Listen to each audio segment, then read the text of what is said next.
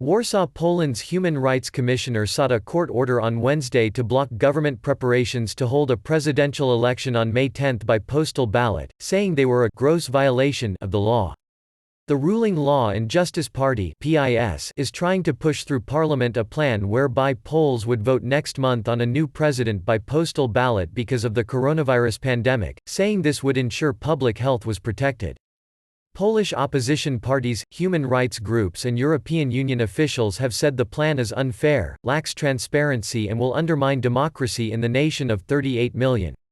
Adding his voice to the criticism, Ombudsman Adam Bednar said the government's request for the Polish Post Office to prepare for a postal ballot was illegal because the relevant bill has not yet been approved by Parliament.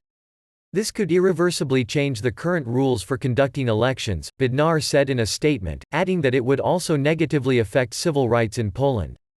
Any implementation of this decision may fundamentally affect the legal assessment of the validity of the election, said Bednar, whose role as independent ombudsman is to defend human rights and government accountability in Poland.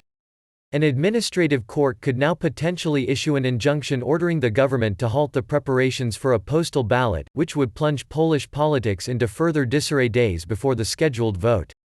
The government did not immediately respond to Reuters' request for comment on Wednesday on Bodnar's move.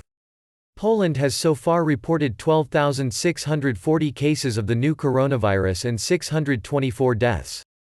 Prime Minister Mateusz Morawiecki reaffirmed on Wednesday the government's plans to hold the presidential election as scheduled on May 10, or with a delay of a couple of weeks at most. Opposition parties have called for a longer delay. Critics of PiS accuse it of putting political gain ahead of public health concerns. Opinion polls show the incumbent Andrzej Duda, a PiS ally, is likely to win re-election.